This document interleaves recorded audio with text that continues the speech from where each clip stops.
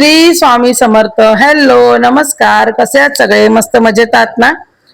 तर या ताई आहेत ज्या कळव्यावरनं आलेल्या आहेत. इथे बाजूलाच त्यांची बहीण राहते, त्यांच्याकडे आल्या आहेत आणि माझे सबस्क्रायबर सुद्धा आहेत.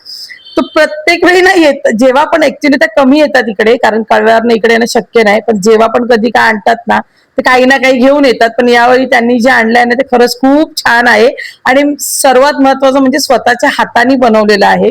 मी त्यांना विचारलं, पण तुम्ही विकता का? बोलते अजूनपर्यंत कधी विकलं नाही, पण ठीक आहे, कोणाला हवं असेल तर देईल. तर खरंच खूप छान बनवलं होतं बघा, स्वतःची क्रिएटिव्हिटी. पण ते आणण्यामागचं कारण जर ऐकाल ना, तर तुम्हाला पण आश्चर्य वाटेल, मलाही वाटलं. फक्त रोज माझे व्हिडिओ बघतात आणि त्याच्यातून बघितलेली देवपूजा आणि मग त्यांना ते असं वाटलं की हिला काहीतरी द्यावं. म्हणजे मी नेहमी म्हणते की मी पूजा करताना जी पूजा तुमच्यावर दाखवते ना, त्याचं कारण एकच असतं की जे पुण्य मला लाभतंय ना, तर ती पूजा बघणाऱ्याला पण लाभावं. कारण का प्रत्येकालाच कधी कधी पूजा करणं शक्य नसतं. बरीच कारणं असतात ज्याच्यामुळे काय प्रत्येकाला ती पूजा करणं जमत नाही. आता मी घरी असते, माझ्याकडे वेळ असतो, असं तुम्हाला वाटत असेल तर तेही सांगते. वेळ मी काढते, पण प्रत्येकालाच तो वेळ काढणं शक्य असतं असं पण नाही.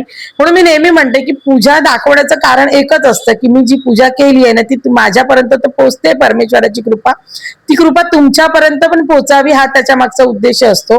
तर त्या घेऊन आल्या होत्या, पण त्यांचं म्हणणं असं होतं की अगं मी एकच आणलं, जोडीने आणले, बघ आता तुला वापरायचं असेल तर आपण ठेवून दे. पण मी खरं सांगते, जी व्यक्ती पण आहे ना, भावभक्तीने जेव्हा परमेश्वरासाठी काय आणते ना आणि प्रेमाची जी भेट असते ना, ती मी कधीच आजपर्यंत कोणत्याच गोष्टी कधीच नाकारल्या नाही. कोणी मला किती भेट, म्हणजे परमेश्वरासाठी दिलेली भेट. बाकी मी बाय द वे सांगते सगळ्यांना की काही पाठवू नका, पण देवासाठी आलेलं कधी वापरणार नाही असं शक्यच नाही.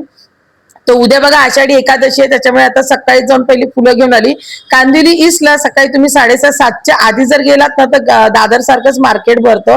तुम्ही सगळ्या प्रकारची फुलं मिळतात आणि भाव पण जवळजवळ सेमच असतो, जो जसा तुम्ही दादरला असेल तसाच भाव. आणि मेन म्हणजे फुलं फ्रेश मिळतात सकाळी. तो फुलं बघा घेऊन आली. बऱ्याचदा असं होतं की लोक फुलं आणतात, पण फुलं ठेवायची कशी हे माहित नसतं. त्याच्यामुळे बऱ्याच जणांची फुलं खराब होतात. बघा बस, म्हणजे फुलं पण शेवटी नाजूक असतात आणि त्याला तुम्ही व्यवस्थित हाताळलात ना, तर तीही छान राहतात. तुम्ही गुलाब आणली होती जवळजवळ पाव किलो, त्याच्यामध्ये माझे असे 2 डबे भरून एक्स्ट्रा फुलं आली, एवढी फुलं आली होती. आणि मी अशीच फुलं जर बाहेर गेला तर 5 रुपयाने एक गुलाब पडतं. म्हणजे विचार करा किती आपल्याला फरक पडतोय अशी फुलं घेतल्यात.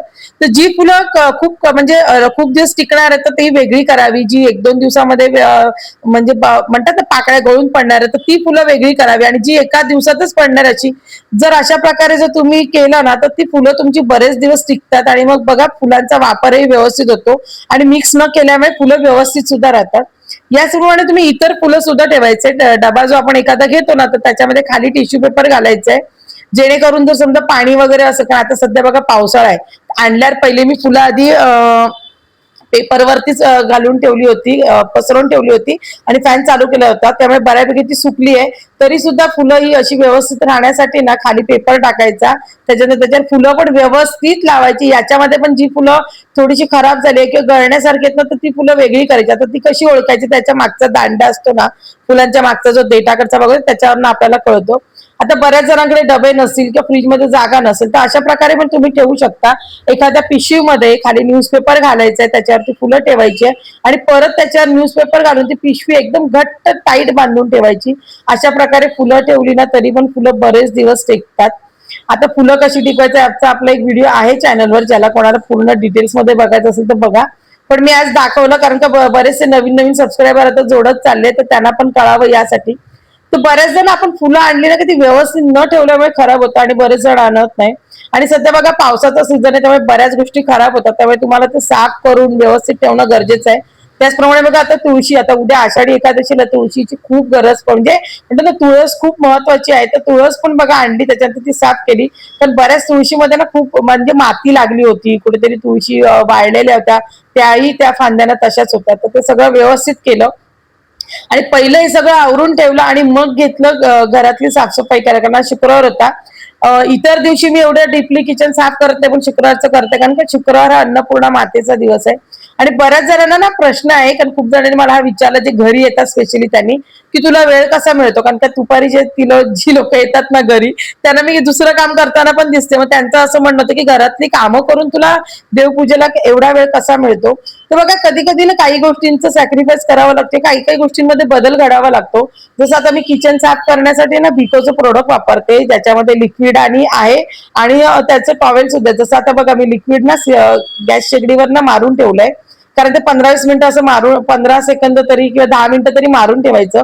आणि मग तोपर्यंत भांडी वगैरे बाजूची कामं करून घेतली. आणि आता बघा हा पेपर म्हणजे टिश्यू पेपर सारखा आहे, बांबू पासून बनवलेला आहे, पण खरंच खूप छान आहे. म्हणजे जे तुम्ही कापड युज करता ना त्याला बघा कालांतराने वास येतो, तर याला येत नाही. 100 वेळा तुम्ही धुवून वापरू शकता. तर अशा छोट्या छोट्या गोष्टी आहेत ना, ज्या तुमच्या स्वयंपाकघरातल्या कामांमध्ये तुम्हाला बराच वेळ म्हणतात ना जो असतो ना तो निघून जातो. जर असं काय करायचं असेल तर असे काही प्रोडक्ट्स असतात ना की जे तुम्हाला रोजच्या म्हणजे रोजच्या वापरामध्ये वापरले गेले पाहिजे, तर तुमचा वेळही वाचतो, तुमची कामही झटपट होतात आणि म्हणतात ना गोष्टी खूप लवकर होतात. आता हे प्रोडक्ट वापरल्यामुळे कसं होतं बघा, आणि माझी कामं लवकर होतात. आणि मेन म्हणजे जो कपडा आपण वापरायचो ना पूर्वी, आज काही काही गोष्टींना वापरते पण त्याला ना वास येतो, आणि मग तो प्रॉपर जर धुतला नाही गेला ना तर त्याला खूप वास येतो. आणि सध्या पावसामध्ये कपडे सुकत नाही, त्याच्यामुळे एक विचित्र स्मेल येत बसतो आणि तेच कपडा सुद्धा चिकट होतो. त्यापेक्षा मला हे बरं वाटलं, कारण का हे मी वापरलं, आता हे महिन्याभर वापरल्यानंतर आता तुम्हाला मी रिव्ह्यू देते. मी म्हटलं ना, जेव्हा आपण एखादी गोष्ट वापरतो ना तेव्हा समोरचा सांगायचं, कारण समोरची व्यक्ती पण आपल्यावर विश्वास ठेवून काहीतरी घेत असते. तर मी महिनाभर हे प्रोडक्ट वापरलं आणि मला खरंच सांगते खूप फरक पडला या गोष्टीमुळे. म्हणजे माझं किचन साफ करायला तर मला परत, आणि या कप म्हणजे ते एक टिश्यू पेपर सारखं तुम्ही सगळी गोष्ट साफ करू शकता. म्हणजे माझं जवळजवळ सर्व किचन मी या प्रोडक्टनेच साफ केलेलं आहे. इव्हन तुमचं बाहेरचं जे टेबल्स असतं, रोजची जी साफसफाई आहे ना, जे आपण धूळ पुसण्यासाठी घेतो, त्याच्यासाठी पण हा टिश्यू पेपर सारखा कपडा तुम्ही वापरू शकता. खरंच ते खूप फरक पडतो. म्हणून म्हटलं ना, छोटे छोटे बदल जर तुमच्या रोजच्या कामामध्ये केलात ना, तर तुम्ही सुद्धा वेळ काढू शकता आपल्या रोजच्या कामातून. आणि म्हणतात ना, आपल्याला जी आवड आहे, जे करायचंय ते तुम्ही सुद्धा करू शकता. बघ किचन माझं आता किती साफ सुथरं झालेलं आहे. त्याच्यानंतर दुसरं काम असतं महत्वाचं, ते काय असतं लादीचं. बऱ्याच जणांकडे लादी पुसायला कोणाला कोणाला तरी ठेवलेलं असतं, पण मला ते शक्य नाही म्हणण्यापेक्षा मला ऍक्च्युली कोणाची लादी पुसलेली आवडत सुद्धा नाही. आणि दुसरी गोष्ट, मला कोणाला कामाला ठेवणं नाही आवडत, कारण मला ते काम आवडत नाही. म्हणतात मग आता आपण बरेच म्हणतो मग असं काय करायचं, त्यावेळी मग बघा हे असे उपयोगाला येतात, अशा प्रकारचे मॉप येतात. याच्यामध्ये 2-3 प्रकारचे मॉप येतात. एक मॉप येतो तो बघा, आपण प्रेस केलं का त्यातलं पाणी सगळं निघून जातं. आणि हा दुसऱ्या प्रकारचा मॉप आहे, पण तो मॉप ना पटकन त्याचं तुटून जातो दांडा, म्हणजे कमी जास्त करण्यामध्ये. कारण तोही माझ्याकडे होता, मी वापरला. पण मला सर्वात बेस्ट वाटला तर हा लाकडीचा, की जो आपल्याला हवा तसा कुठेही म्हणतात ना, मग आपण संपूर्ण घरातली लादी पुसू शकतो आणि व्यवस्थित साफ होतं. म्हणजे म्हटलं बऱ्याचशा थोडे थोडे चेंजेस केले ना, तर घरातली रोजची जी कामं आहेत ना ती सुद्धा खूप लवकर होतात आणि व्यवस्थित होतात. त्यानंतर देवासाठी बघा वेड्या वगैरे करून घेतल्या. आता मला म्हणतात ना, वेड आहे, एक एक वेड असतं ना जेव्हा माणसाला एखादी गोष्ट करण्यात, आणि मला वेड आहे हे सगळ्याचं. त्याच्यामुळे मला वेळ मी काढतेच. म्हणजे म्हणतात ना, एक वेळ मी औषधाची गोळी घ्यायला विसरीन, पण हे सगळं नाही विसरत, त्यामुळे मी वेळ काढून हे काढते. त्याच्यानंतर रांगोळी बघा, तुळशीची छान पूजा वगैरे करून घेतली. आता सध्या रुटीन चेंज आहे ना, त्याच्यामुळे हा सगळा गोंधळ होतो आहे, कारण मुलीसाठी लवकर उठावं लागतंय, त्याच्यामुळे सगळाच गोंधळ होतोय. तर छान अशी बघा उंबरड्याची पूजा करून घेतली, तुळशीची पूजा, आणि मग आपली रोजची देवपूजा. तर रुटीन चेंज आहे की सकाळी उठायचं, कारण एक तर सध्या हॉट फ्लशमुळे रात्रीची झोप होत नाही. त्याच्यामुळे मग सकाळी मग लवकर उठणं कंपल्सरी, कारण तिचं 6 वाजता ती घर सोडते, म्हणजे त्याच्या आधी तिचा नाश्ता टिफिन रेडी करणं गरजेचं आहे. त्यामुळे मी ते सगळं करते आणि परत झोपते, कारण झोपही आपल्या शरीराला तेवढीच महत्वाची आहे. जर ती नाही पूर्ण झाली ना तर शरीर आपलं थकतं. त्यामुळे मी परत उठते आणि मग झोपते. आणि त्याच्यानंतर आमच्याकडे 9 वाजता पाणी येतं, त्यामुळे 9 वाजता मी उठून मग बाकीची कामं करायला घेते, कारण शरीराला आरामही तेवढाच महत्वाचा आहे. तर बघा छान अशी देवपूजा करून घेतली. आणि वेण्या जेव्हा स्वतःच्या आपण हाताने बनवतो ना, तर आपल्याला हव्या तशा छोट्या मोठ्या आपण करू शकतो, आणि त्या मग बघा देवींना पण किती छान वाटतं.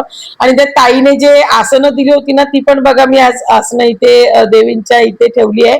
तर 2 निळ्या कलरची होती, मग 2 निळे कमळ आहेत ना त्यांच्या खाली ठेवलं होतं, आणि एक गुलाबी कलरचं होतं, पण त्याचं 2 होती, त्याच्यामध्ये एक वेगळं होतं, तर ते मी इथे ठेवलंय बघा. म्हणजे त्या ताईचं असं होतं की तुला जमेल, म्हणजे होणार असेल तर वापर, पण बघा आपली चाणाक्ष बुद्धी जर असेल ना, तर त्याचा वापर कसा करावा नाही प्रत्येकीला कळतं, आणि ज्याला आवड असते ना तो माणूस सवड काढतो. तर बघा ते निळा कलर किती उठून दिसतोय. ते कमळ पहिलं मी असंच ठेवायची, पण त्या आसनामुळे ते आणखी तो उठून दिसायला लागलं. त्याच्यानंतर आता उद्या आषाढी एकादशी आणि उद्या जर सगळं करायचं म्हटलं तर एका दिवशी शक्य होत नाही सगळं. त्याच्यामुळे आज म्हटलं मंदिर, कारण बरेच दिवस झाले, बरेच दिवस म्हणण्याचे महिने झाले की पायाच्या दुखण्यामुळे जेवढं पाहिजे तेवढंच समोर ठेवलं होतं, बाकी सगळं असं आतमध्ये घालून ठेवलं. आणि आता उद्या एकादशी म्हटल्यावर पूजेला काही गोष्टी लागणार, तर त्या जर वेळ आधीच जर तुम्ही पूर्वतयारी केलेली असेल ना तर उद्याची पूजा करायला तुम्हाला सोपं जाणार.